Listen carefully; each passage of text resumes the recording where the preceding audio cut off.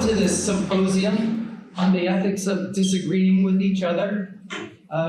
Recent surveys reveal that political identity now shapes Americans' personal and social choices to an unprecedented level in the modern age. One study in 2022 found that nearly half college students polled said that they would not room with someone who supported the wrong presidential candidate. 63% said they probably or definitely wouldn't marry someone who backed the other candidate in 2020. 53% said they wouldn't even go on a date with such a person. Political preferences are more important to a person who chooses a spouse than their stated preferences about physical attractiveness, personality.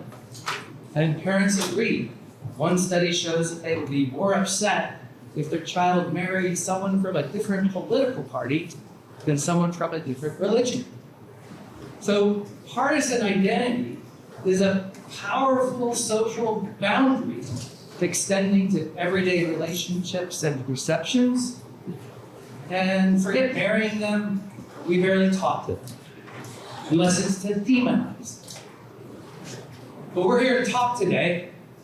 We're here to talk about whether it might be better to approach disagreement with each other a little bit differently. All right, good morning. Good morning. Good morning. Good morning. All right, let's get that energy up. Good to see you all. I'd like to express my gratitude to the Center for Practical Effective Ethics for its mission of fostering and enhancing place of ethics in professional and public discipline. We are at a time of unprecedented confusion, disrespect, and chaotic interactions. And the chances of misunderstanding are high. Intentions are high. When I think about this, I'm reminded of gridlock. Everyone here knows what gridlock is? To an extent, it's when one or more drivers enter the intersection while the light is green, thinking that they're going to have enough time or space to get through. But if it doesn't clear the intersection, then the crossing traffic can't get through. But instead of waiting, people say, oh, I'm going to push it and see if I can. And then what happens is the gridlock and the inability for people to be able to go through in one direction or the other direction. And right now, we're at a gridlock of engagement. We are desperate to protect our own self-interests, and we do so, and we've lost the thread that binds us together. Instead of reacting towards other drivers with a little more respect, a little more empathy, we're dismissive. We resort to name-calling, to blaming, to canceling. But we're in a university, in an environment where we should be able to engage in conversation with one another while also disagreeing yet seeing the inherent humanity in one another. And I think Sacramento State actually does this pretty well. I have been to events that are on one side of the aisle, on the other side of the aisle here on this campus, and I think that we do a decent job of talking to each other rather than talking at each other. That being said, we can also acknowledge that the national climate does not look like that. And so an event like today, convening like today, is more important than ever before because we need to be able to have these conversations, to see the inherent humanity in one another, and to have the patience to value another person's opinion. Our Hornet Honor Code asks us to commit to learning from each other, which is what we're here today to do. So let's do it. And stingers up.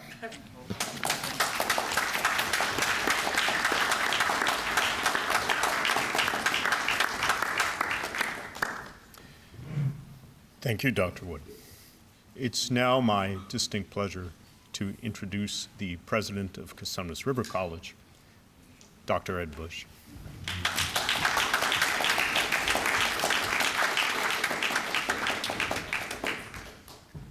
Good morning. It's indeed my honor and privilege to represent CRC at this prestigious event. Before I start, I just want to congratulate Dr. Schubert and Dr. Swan for 20 years doing this particular work. I've said this on many occasions before, that not only is this work commendable, but I think it actually could be a template for other important partnerships that could happen between community colleges in general, but CRC specifically, and Sac State to foster this type of educational exchange. And I think about the direct benefit when I look at students here directly in front of me for CRC, to have the opportunity to engage in this type of intellectual work and enrichment, to share their expertise and their scholarship that is second to none. So I want to acknowledge and congratulate you for your participation specifically as well.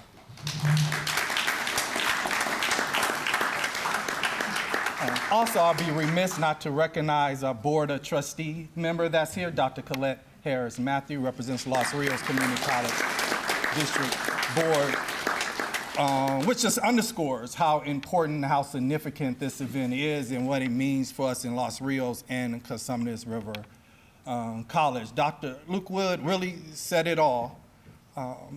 Disagreement is necessary.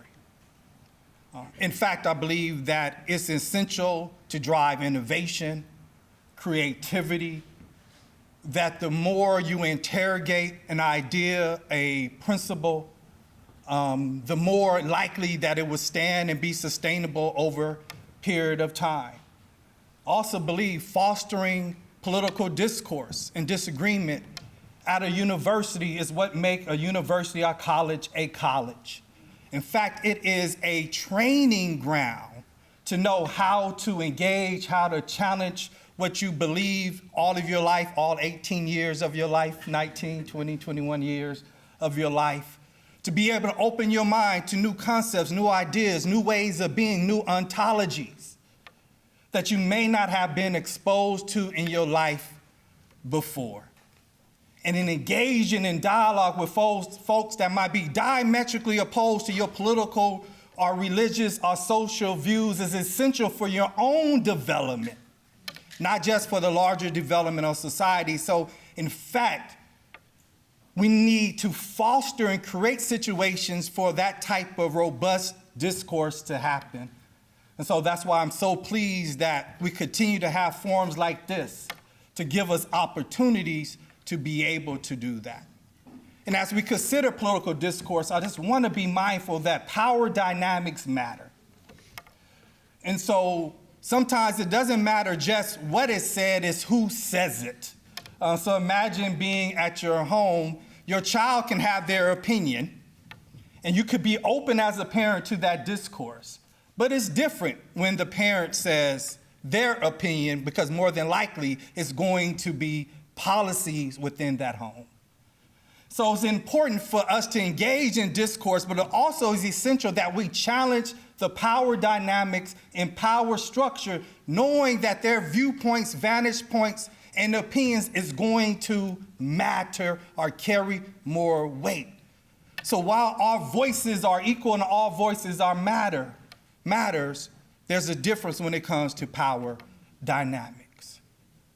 But one thing that guarantees you not to have power is to remain silent. So I want to continue to challenge us and challenge you, especially our students, to use your voice because your voice has power.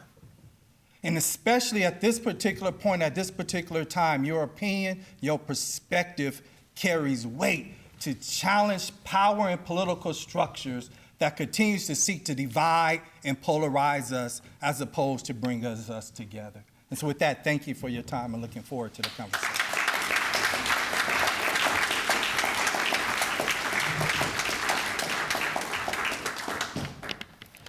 Thank you, Dr. Bush. This event was made possible by a partnership between the Cosumnes River College Honors Program and the Sacramento State Center for Practical and Professional Ethics. The Center for Practical Professional Ethics, the CPPE, was founded in 2005 by the philosophy department here at Sac State as a complement to the teaching and scholarship focus upon ethics. The center, and I quote here from its mission statement, takes as its overriding mission to foster and enhance the place of ethics in professional and public discourse, and to foster and support ethical practice, both in the university community and in the broader Sacramento region. As the CPPE and the CRC-CPPE partnership were respectively founded and established in 2005, this event marks the 20th anniversary of both. Happy anniversary, Kyle. I am pleased with and proud of what you and I have accomplished and what Dr. Russell DiSilvestro, your predecessor as Russell, stand up, CPPE director,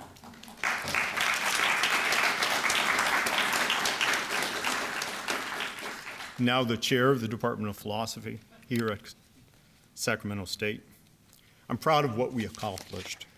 And I'm pleased with and proud of the work that Dr. Christina Bellin, the inaugural director of the Chris, will you CPPE. raise your hand, please?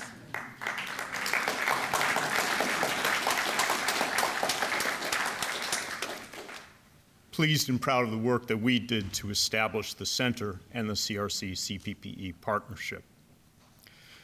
I'm deeply grateful to each of them and to all the faculty of the Department of Philosophy here at Sacramento State, as well as all my colleagues here and at Cosumnes River College who've supported this event year after year. I'm also deeply grateful to President Bush for being here today, for his thoughtful and kind remarks, and for all his support for this year's symposium and beyond that, the symposia of the last 10 years since he became president of Cosumnes River College.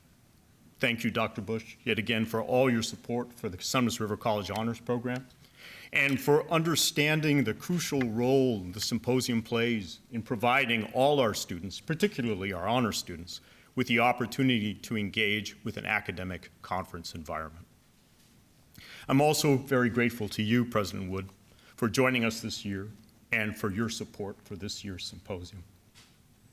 I'd be deeply remiss not to express further appreciation for the others who've made this year's symposium possible, including the Wagon Liz Foundation with support from Bank of America, Heterodox Academy, the Sacramento State Center for Teaching and Learning, and the Sacramento Educational Cable Consortium, which is filming this event and will be broadcasting it, will be providing us with a video for the event, which will eventually appear in the Ethics Symposium video archive of the Center for Practical and Professional Ethics, so that those who are not able to join us in person here today might nonetheless participate. Finally, thank you, the members of the audience, all again for being here. The theme of this year's symposium is the ethics of disagreement. To quote our official event description, debates about morality, especially those regarding social issues concerning justice and public policy, are worryingly polarized. We tend to refuse to engage with people occupying different points of view, dismissing them as either stupid or evil. Our speakers this year address the view that moral and political disagreements are acceptable, even valuable, and the further view that it's better for us to engage with those with whom we disagree. Our symposium will attend to the principles that should guide us in thinking about moral and political disagreements and how to best approach them. I hope we can all agree that we've reached a macrocultural place in the dominant culture, a juncture in the contemporary history of our country that puts us in desperate need of reflection on how we currently tend to disagree and how we might do so more ethically, more constructively, and more productively. It's certainly not the first time in the history of our country that we've required greater reflection on how to disagree more ethically, constructively, and productively. I find it highly appropriate that we're holding this symposium on Indigenous Peoples Day. I ask you to join me in acknowledging with respect that the land that this campus is on was and continues to be the homelands of the indigenous people of this area, the Nisim-Pawanan, the Nishinan, and the Miwok. I hope this acknowledgement and this entire symposium serves, among other purposes, to support this university's and my own college's commitment to, and I quote from this university's land acknowledgement, build relationships and foster an environment of success to better serve Native nations and communities. I'd like to conclude my opening remarks by underscoring what I see as the importance to constructive communication of epistemic diffidence, the recognition that we might be wrong. We can, of course, be wholly and entirely wrong in our views. So can those with whom we disagree. However, we can also be right about this and wrong about that, which is in some important respects more difficult for us to recognize. My mind goes, as it often does, to a passage in the eponymous Chinese Taoist classic, Zhuangzi, and I quote here from Burton Watson's translation. Everything has its this, everything has its that. From the point of view of that, you cannot see it, but through understanding, you can know it. The sage illuminates all. He too recognizes a this, but a this which is also a that, and a that which is also a this. His this and that have both a right and a wrong in it. So, in fact, does he still have a this and a that? Or does he, in fact, no longer have a this and a that? A state in which this and that no longer find their opposites is called the hinge of the way. When the hinge is fitted into a socket, it can respond endlessly. So I say the best thing to use is clarity, end quote. Folks, please feel free to filter in, please. There are plenty of seats.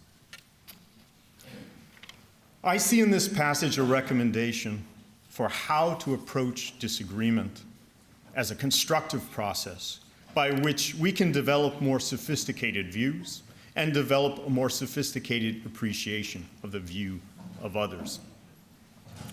Elsewhere, Zhuangzi writes, and again I quote from Watson's translation, suppose you and I have an argument, a disagreement.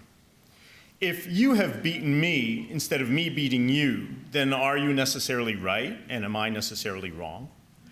If I've beaten you instead of you beating me, then am I necessarily right? Are you necessarily wrong? Is one of us right and the other wrong? Are both of us right or are both of us wrong? If you and I don't know the answer, then other people are bound to be even more in the dark. Whom shall we get to decide what is right? Shall we get someone who agrees with you to decide? But if he already agrees with you, then how can he decide fairly? Shall we get somebody who agrees with me? But if he already agrees with me, how can he decide? Shall we get somebody who disagrees with both of us? But if he already disagrees with both of us, how can he decide? Shall we get somebody who agrees with neither of us? But if he already disagrees with both of us, how can he decide? Obviously, then, neither you nor I nor anyone else can decide for each other. Shall we wait for still another person? End quote.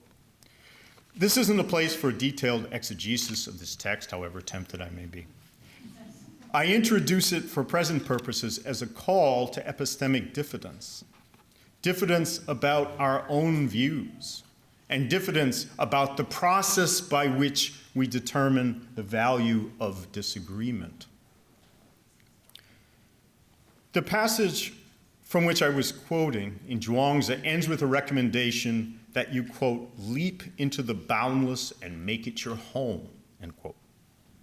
I hope you'll feel at home here today as we engage with our invited speakers in reflection about the ethics of disagreement, and I hope you'll be willing to leap with me and our speakers past the rigidly bounded, in my estimation, simple-minded and pernicious approach to disagreement that our country, right and left, and the dominant macro culture have become locked into.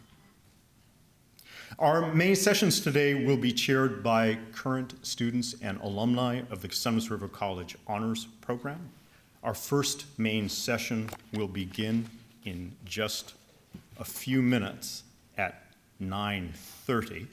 Gives us just 5 minutes to take a breath and swap out who's on the stage. The chair of our first session will be Zina Mohammed. Thank you very much for being here.